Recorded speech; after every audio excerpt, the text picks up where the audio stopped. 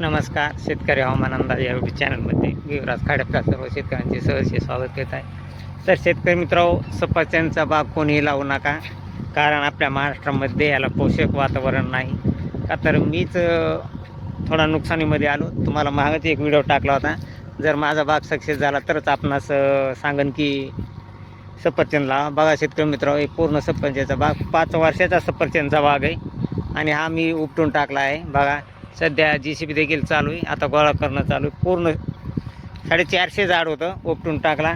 कारण ह्याला माल सेट होतो आहे. फक्त 30 ते 40 50 आसपास फक्त फळ या झाडाला सेट झालं आहे आणि 5 वर्षाचा बाग आहे.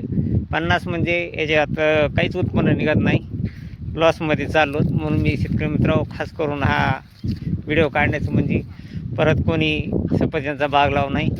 कारण की शेतकरी मित्रांनो, आपल्या महाराष्ट्रामध्ये बऱ्याच शेतकऱ्यांनी सफरचंदचा बाग लावलेला आहे. काही जणांनी बराच जास्त बाग लावला आहे. तर बघा शेतकरी मित्रांनो, या पद्धतीने खोड झाले होते. हे पहा, या पद्धतीने खोड झाले होते. हा बघा हे कसा आहे झालेला पहा. पण तरी पण याला पीक येईना गेलं, म्हणून आपण हा बाग उपटेला. कारण याला किती औषध जरी फवारण्या भरपूर केल्या त्या, पण याला माल सेटिंग व्हायना आणि पाखराचा त्रास, तसेच माल पाहिजे त्या प्रमाणात माल सेट झाला नाही. त्यामुळं आपण हा निर्णय घेतला की हे सफरचंद झाडं उपटून टाकू. शेतकरी मित्रांनो, मीच हे सेबचा बाग लावण्यासाठी 450 झाड होतं. तर माझीच 2 लाखच्या आसपास ह्याला खर्च झाला आहे लागवडीला आणि आतापर्यंत जोपासण्याला 2च्या पुढं खर्च झाला आहे. तर शेतकरी मित्रांनो, आपण या सफरचंदच्या बागेमध्ये पडू नये, कारण आपल्या इकडं सफरचंदचा बाग हा येत नाही. तरी शेतकरी मित्रांनो,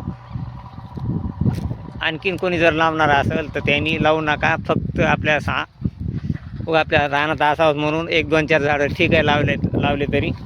आता मी माझ्या शेतामध्ये 4 झाडं ठेवले आहेत फक्त, आणि बाकी पूर्ण झाडं उपटून टाकले आहेत. बघा शेतकरी मित्रांनो, यापैकी बघा हा तो केसर आंबा लावलेले 3 वर्षाचं झाड आहे. बघा कशी त्याला पीक आलं आहे आणि या सेबच्या बागाला पीक आलं नाही. खूप नुकसानीमध्ये गेलो मी शेतकरी मित्रांनो. तरी असं आपण कोणी शेतकरी नुकसानीमध्ये जाऊ नये यासाठी आपण हा खास व्हिडिओ काढला आहे.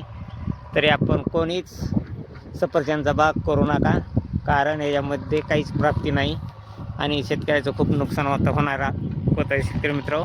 कारण उन्हाळ्यात जरी माल थोडाफार सेट झाला तरी तो पावसाळ्यात मोठा होत नाही, त्याला तडा जातो, जास्त पाणी जमत नाही पावसाळ्यामध्ये पुन्हा.